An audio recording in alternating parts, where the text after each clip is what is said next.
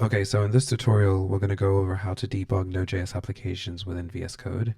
It's pretty straightforward with a single script and just a little bit more tricky with a server. So we'll go over both scenarios.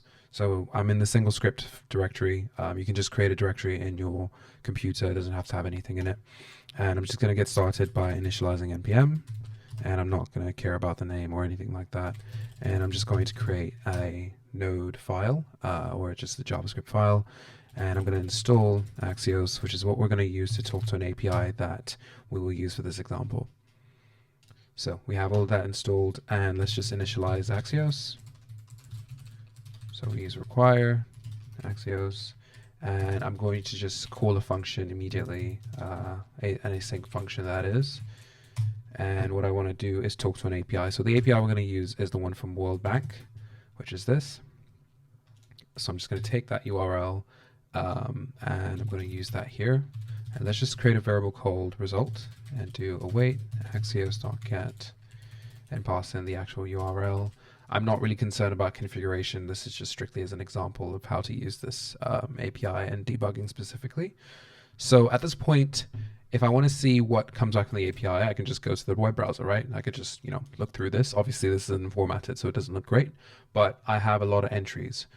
So let's say for whatever reason I wanted to format this and make this prettier, basically. In this scenario, what I could do is I could just console log. So I can console log whatever I get back from the result. And in this case, let's assume Axios returns the result directly. So the actual data we get back from the API call. That's not what happens, but let's assume that's what happens. So the only way to figure that out is actually to just do this and actually see the data we get back. So as we can see, it looks like we're getting a lot of information about the actual request. So that means that we need to get the actual data.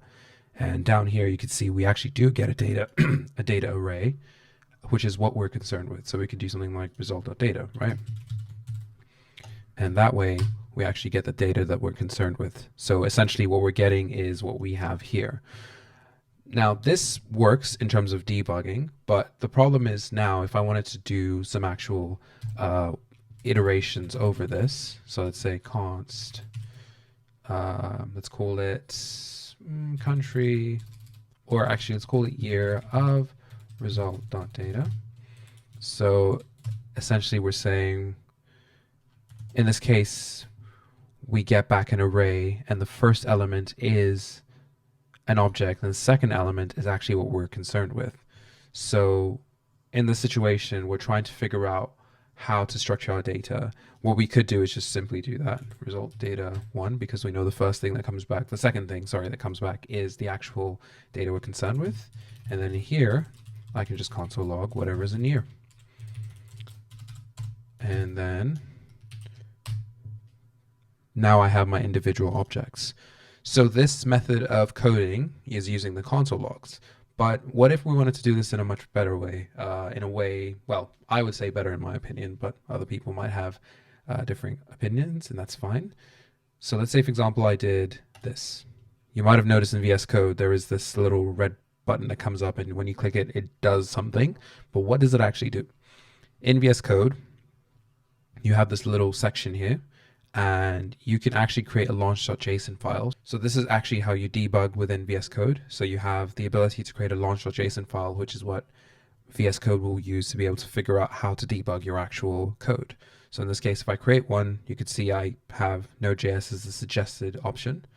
And if I click on that, you could see it selects the actual program and it tells me that the program itself is in single script index.js, which is shocker, the file that we're working on at the moment. So VS Code has generated this file for us automatically. So now what we could do is, now that we have this breakpoint, I've already set it, if I press that, something interesting happens.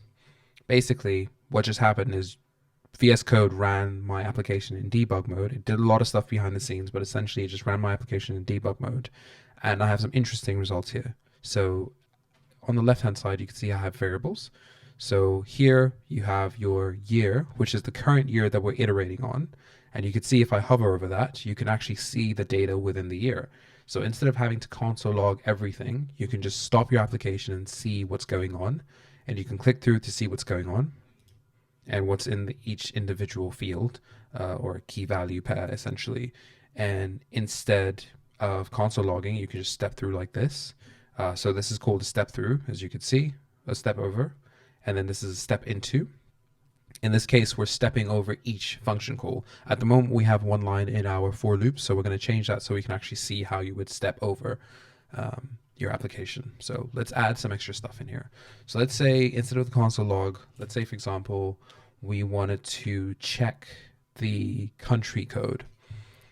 Or we already know what the country code because we have that here, right? So we don't care about that. Let's say we wanted to check the date. So let's say we're going to do const date is equal to year dot date. So we save the date and then we say if date is less than 2000, we can just do console log less than 2000 and then print out the actual population. So in this case, the value,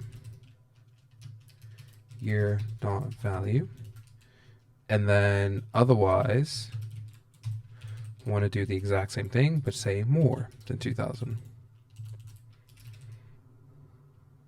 We can do this just so we're clear, less than or equal to 2000. So in this case, we're just doing a standard if statement to check if this is less than 2000. Otherwise, we're going to do this. So let's try and debug this now. So let's put this breakpoint here and we're going to run the code. So right now, we're currently within the context of the for loop. So year is currently being set to this value, 2021. So we have the date, sorry, set to 2021 and the actual value. So if we wanted to see what would happen, obviously we're going to run into this block because the year is greater than 2021. So if we do this, we're here and then we console log.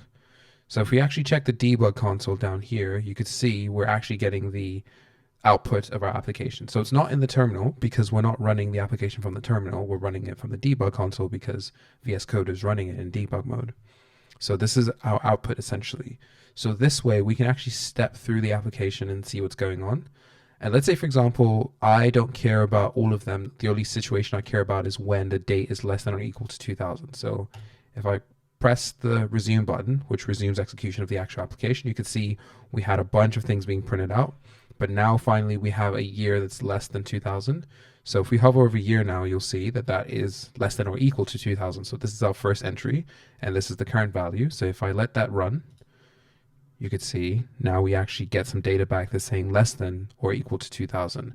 And if I take this off completely, the application is going to run, it's going to finish, and as you could see, we no longer have anything on the left-hand side, so the application has completed its execution. That's it. So now we've seen how you can debug a single script. As you saw, I went to the debug section and I clicked on create a launch.json. So this is for a single script. Now let's do the same thing for the actual server to see how that would work.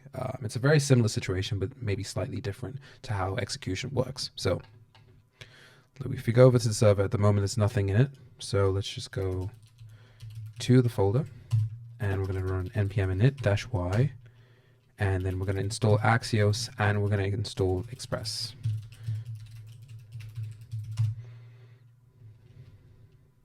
Okay, and then we're going to touch index.js just to create that file for us. And in here, we're going to be doing a similar thing like we did in the single script. There's going to be a little difference. So let's just do that. And of course, we want to get Express.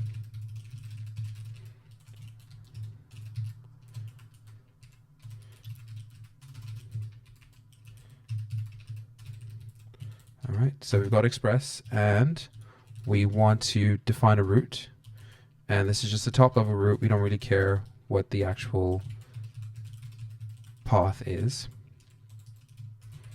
And here it does nothing at the moment, and we're just going to listen to 3005. Why not? So what do we actually want to do in this route? Let's assume we want to do the exact same thing like we're doing here, and at the end we want to output some data, for example. So let's just do this. So in the route, we're going to fetch some data and then we're going to do some information, and let's just say we're going to actually return the data that we just got back from the API. Now this is a silly API, but let's just assume that's what we're doing. So result.data, and we do that. Simple as that.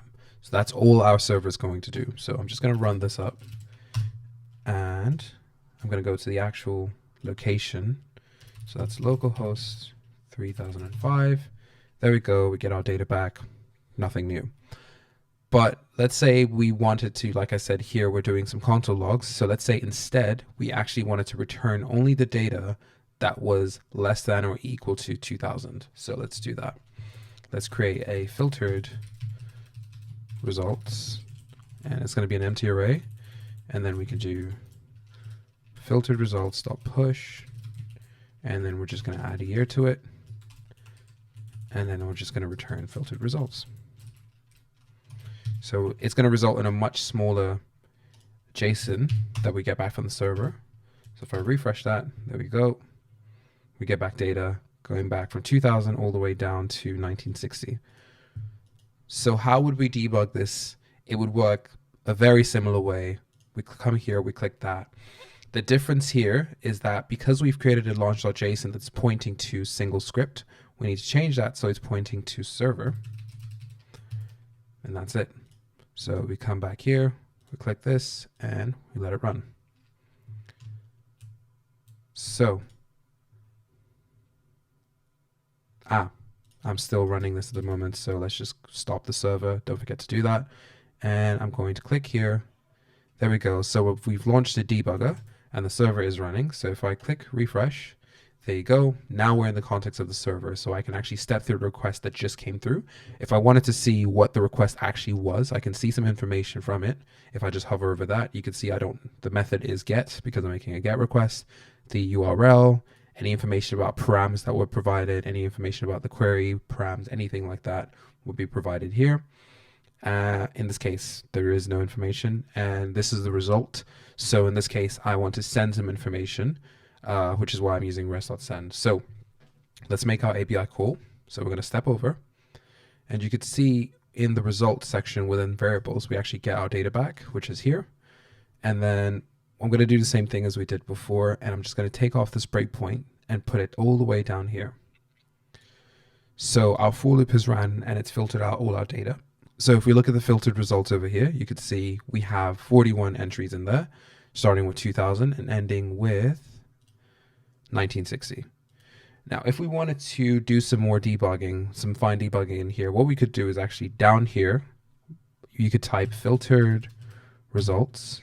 Oops, filtered results. That's not working. Right. And let's say we wanted the first element, or the second element rather. So you can see down here, I can actually look in detail what's going on here, much like I can do up here. But you can also do some interesting things. So you could do filtered results. I keep doing that. Filtered results dot zero dot, what information do we have? Indicator, for example. And then we could actually get that data. And if we wanted to manipulate it down here, we actually could. Let's say, for example, we decided that filtered results, if I can type, 0 is now set to an empty object. We could do that there. And then if we check filtered results, there we go. It is now an empty object. And now if we return that data, so if we just press resume up here, the actual request will go out, and you could see the first element is an empty object. So this is how you would debug your application within VS Code. It's very powerful and it's very useful, especially for single scripts as well as servers. It is slightly trickier for server, but this is a very simple setup, but you can extend it to work with all your other routes you can imagine if you have a much larger application. And the benefit of this is that you don't have to put a lot of console logs in your application. You could take these out completely, and you could actually use a debugger statement to be able to break your application so that you could step through manually if you wanted to. So if I come back here, so this way you can actually see what's going on within your application instead of using console logs. and you will just get much better results in this format. Console logs work great, and sometimes there is a time and a place for it, but if you want to look for a better way to debug your applications, this is probably what you're looking for. Thanks so much for watching this. Leave a comment if you have any questions, and I will get to them when I can.